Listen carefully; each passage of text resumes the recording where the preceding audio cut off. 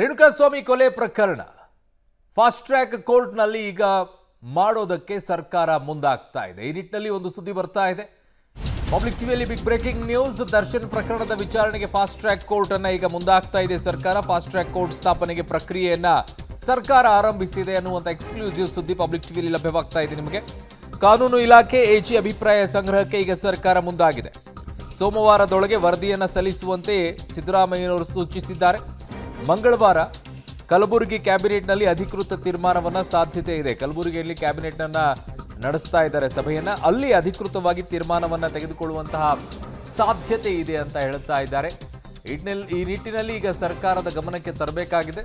Police ಇಲಾಖೆ ಯಾರೆಲ್ಲ ತನಿಖೆಯನ್ನ ಮಾಡಿದರೆ ಅವರೆಲ್ಲ, ಅದಾದ ನಂತರ ಸರ್ಕಾರ ಫಾಸ್ಟ್ ಟ್ರ್ಯಾಕ್ ಕೋರ್ಟ್ ಅನ್ನ ನಿರ್ಮಾಣಕ್ಕೆ ಮುಂದಾಗಬೇಕಾಗಿದೆ. ಈಗ ಫಾಸ್ಟ್ ಟ್ರ್ಯಾಕ್ ಕೋರ್ಟ್ನಲ್ಲಿ ಇದರ ವಿಚಾರಣೆ ಆರಂಭವಾಗುತ್ತೆ. ಕಾರಣ ಇದು ತುಂಬ ಲಾಂಗ್ ಹಿಯರಿಂಗ್ ಆಗುವಂಥದ್ದು ಬೇಕಾಗಿಲ್ಲ, ಫಾಸ್ಟ್ ಹಿಯರಿಂಗ್ ಆಗಬೇಕು, ಬೇಗ ಇತ್ಯರ್ಥವಾಗಬೇಕು ಅನ್ನುವಂಥ ಉದ್ದೇಶ ಈಗ ಇದೆ. ಆ ನಿಟ್ಟಿನಲ್ಲಿ ಸರ್ಕಾರ ಮುಂದಾಗಿದೆ. ಉಳಿದವ್ರದ್ದು ಆಗಬಾರ್ದ ಸರ್, ಬರೀ ಇವರು ಒಬ್ಬರದೇ ಸ್ಪೆಷಲ ಅಂತಂದರೆ ಹಾಗಲ್ಲ. ಈ ಪ್ರಕರಣ ಸ್ವಲ್ಪ ವಿಶೇಷತೆಯನ್ನು ಪಡ್ಕೊಂಡಿದೆ.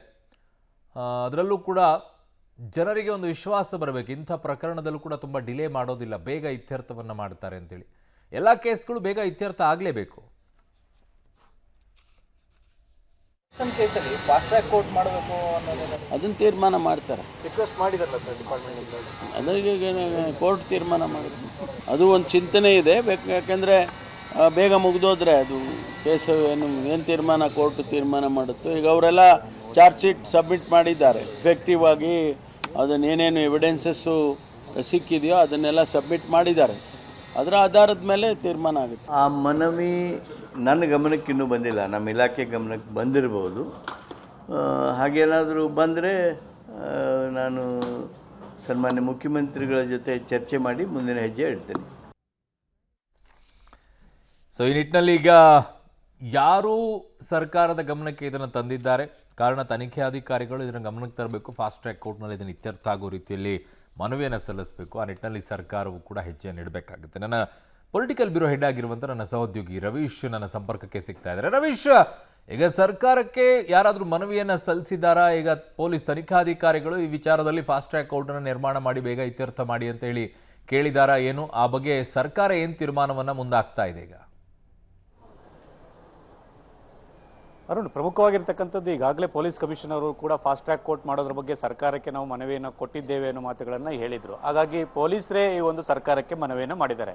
ಯಾಕೆಂದರೆ ಈ ಒಂದು ಫಾಸ್ಟ್ ಟ್ರ್ಯಾಕ್ ಕೋರ್ಟಲ್ಲಿ ಈ ಒಂದು ವಿಚಾರಣೆ ನಡೆಯದಿದ್ದರೆ ಎಲ್ಲ ಒಂದು ಕಡೆ 5 ವರ್ಷ 6 ವರ್ಷ ಒಂದು ರೀತಿಯಲ್ಲಿ ಟೈಮ್ ತೆಗೆದುಕೊಳ್ಳುವಂಥ ಚಾನ್ಸಸ್ ಜಾಸ್ತಿ ಇರುತ್ತೆ. ಯಾಕೆಂದರೆ 17 ಜನ ಆರೋಪಿಗಳು, ಅದ್ರ ಜೊತೆಗೆ 100ಕ್ಕೂ ಹೆಚ್ಚು ಸಾಕ್ಷಿಗಳು. ಹಾಗಾಗಿ ಸಾಕ್ಷಿಗಳು ಮತ್ತು ಆರೋಪಿಗಳ ವಿರುದ್ಧ ಒಂದು ರೀತಿಯಲ್ಲಿ ವಾದ ಪ್ರತಿವಾದ ಆದಂಥ ಸಂದರ್ಭದಲ್ಲಿ ಅದು ಟೈಮ್ ತಗೊಳ್ಳುತ್ತೆ, ಪ್ರೋಸೆಸ್ ಕೂಡ ಲೇಟ್ ಆಗುತ್ತೆ ಅನ್ನೋದು ಮಾಮೂಲಿ ಕೋರ್ಟ್ನಲ್ಲಿ ಆದಂಥ ಸಂದರ್ಭದಲ್ಲಿ. ಆ ಕಾರಣಕ್ಕೋಸ್ಕರವಾಗಿ ಫಾಸ್ಟ್ ಟ್ರ್ಯಾಕ್ ಕೋರ್ಟಲ್ಲಿ ಮಾಡಿದಂಥ ಸಂದರ್ಭದಲ್ಲಿ ಕನಿಷ್ಠ ಪಕ್ಷ 1 ವರ್ಷ ಒಳಗಡೆ ಕೂಡ ಅದು ಬಗೆಹರಿಬಹುದು ಅನ್ನೋ ವಿಶ್ವಾಸವನ್ನು ಕೂಡ ವ್ಯಕ್ತಪಡಿಸ್ತಾ ಇದ್ದಾರೆ. ಆ ಕಾರಣಕ್ಕೋಸ್ಕರವಾಗಿ ಸರ್ಕಾರಕ್ಕೆ ಪೊಲೀಸರು ಮನವಿ ಮಾಡಿರ್ತಕ್ಕಂಥದ್ದು. ಈಗಾಗಲೇ ಕಮಿಷನರ್ ಕೂಡ ಅದನ್ನು ಸ್ಪಷ್ಟಪಡಿಸಿದ್ದಾರೆ. ಇನ್ನುಳಿದಂತೆ ಆ ಒಂದು ಕಾನೂನಿನ ಪ್ರಕ್ರಿಯೆಗಳನ್ನು ಏನೆಲ್ಲ ಆಗಬೇಕು ಅನ್ನೋದ್ರ ಬಗ್ಗೆ ಕೂಡ ಸರ್ಕಾರ ಕೂಡ ಅದನ್ನ ಪರಿಶೀಲನೆ ನಡೆಸ್ತಾ ಇದೆ. ಯಾಕೆಂದ್ರೆ ಮೊನ್ನೆ ಅಷ್ಟೇ ಒಂದು HK ಪಾಟೀಲ್ ಅವರು ಕೂಡ ನಿನ್ನೆ ಸ್ಪಷ್ಟಪಡಿಸಿದ್ರು. ಜೊತೆಗೆ ಗೃಹ ಸಚಿವ ಪರಮೇಶ್ವರ್ ಅವರು ಕೂಡ ಫಾಸ್ಟ್ ಟ್ರ್ಯಾಕ್ ಕೋರ್ಟ್ ಬಗ್ಗೆ ಪ್ರಕ್ರಿಯೆ ನಡೀತಾ ಇದ್ರ ಬಗ್ಗೆ ಕೂಡ ಒಂದು ರೀತಿಯಲ್ಲಿ ಸುಳಿವನ್ನು ಕೊಟ್ಟಿದ್ರು. ಈಗ ಆ ಒಂದು AG ಅವರ ಅಭಿಪ್ರಾಯವನ್ನು ಕೂಡ ಕೇಳಿರ್ತಕ್ಕಂಥದ್ದು, ಜೊತೆಗೆ ಕಾನೂನು ಇಲಾಖೆ ಅಭಿಪ್ರಾಯವನ್ನು ಕೂಡ ಕೇಳಿದೆ. ಅಂದ್ರೆ ಫಾಸ್ಟ್ ಟ್ರ್ಯಾಕ್ ಕೋರ್ಟ್ಗೆ ಸ್ಥಾಪನೆ ಮಾಡಬೇಕಾದಂತಹ ಸಂದರ್ಭದಲ್ಲಿ ಕಾನೂನು ಅಡೆತಡೆಗಳು ಏನು, ಮತ್ತೆ ಕಾನೂನನ್ನು ಯಾವ ರೀತಿ ನಿರ್ವಹಿಸಬೇಕು, ಮತ್ತೆ ಕಾರ್ಯಸಾಧ್ಯತೆಗಳು ಹೇಗೆ ಅನ್ನೋದ್ರ ಬಗ್ಗೆ ಕೂಡ ಅಭಿಪ್ರಾಯವನ್ನು ಸಲ್ಲಿಸಿ ಅಂತ. ಹಾಗಾಗಿ ಮಂಗಳವಾರ ಒಂದು ವಿಶೇಷ ಕ್ಯಾಬಿನೆಟ್ ಕಲಬುರಗಿಯಲ್ಲಿ ನಡೆಯುತ್ತೆ. ಈ ಸಂದರ್ಭದಲ್ಲಿ ಈ ಒಂದು ವಿಚಾರವಾಗಿ ಫಾಸ್ಟ್ ಟ್ರ್ಯಾಕ್ ಕೋರ್ಟ್ ವಿಚಾರವಾಗಿ ಕ್ಯಾಬಿನೆಟ್ ಕೂಡ ಅಂತಿಮವಾಗಿ ತೀರ್ಮಾನ ತೆಗೆದುಕೊಳ್ಳುವಂತಹ ಸಾಧ್ಯತೆ ಇದೆ ಅಂತ ಹೇಳಲಾಗ್ತಾ ಇದೆ. ಹಾಗಾಗಿ ಸೋಮವಾರದ ಒಳಗಡೆ ವರದಿಯನ್ನು ಸಲ್ಲಿಸಬೇಕು ಅಂತ ಕೂಡ ಸೂಚನೆಯನ್ನು ಕೂಡ ಕೊಟ್ಟಿರ್ತಕ್ಕಂಥದ್ದು. ಹಾಗಾಗಿ ಕಾನೂನು ಇಲಾಖೆ ಮತ್ತೆ ಆ ಒಂದು AG ಸೋಮವಾರದೊಳಗಡೆ ಅಭಿಪ್ರಾಯವನ್ನು ಸಲ್ಲಿಸಿದ ಬಳಿಕ ಮಂಗಳವಾರ ಅದನ್ನು ಕ್ಯಾಬಿನೆಟ್ನಲ್ಲಿಟ್ಟು ಚರ್ಚೆಯನ್ನು ಮಾಡಿ ಆ ನಂತರ ಅಧಿಕೃತ ತೀರ್ಮಾನವನ್ನು ಮಾಡಿ ಅದನ್ನ ಒಂದು ರೀತಿಯಲ್ಲಿ ಕೋರ್ಟ್ಗೆ ತಿಳಿಸುವಂತಹ ಸಾಧ್ಯತೆ ಜಾಸ್ತಿ ಇರುತ್ತೆ. ಅರುಣ್. ಓಕೆ ರವೀಶ್, ನಿಮ್ಮೆಲ್ಲ ಮಾಹಿತಿಗೆ ಧನ್ಯವಾದಗಳು.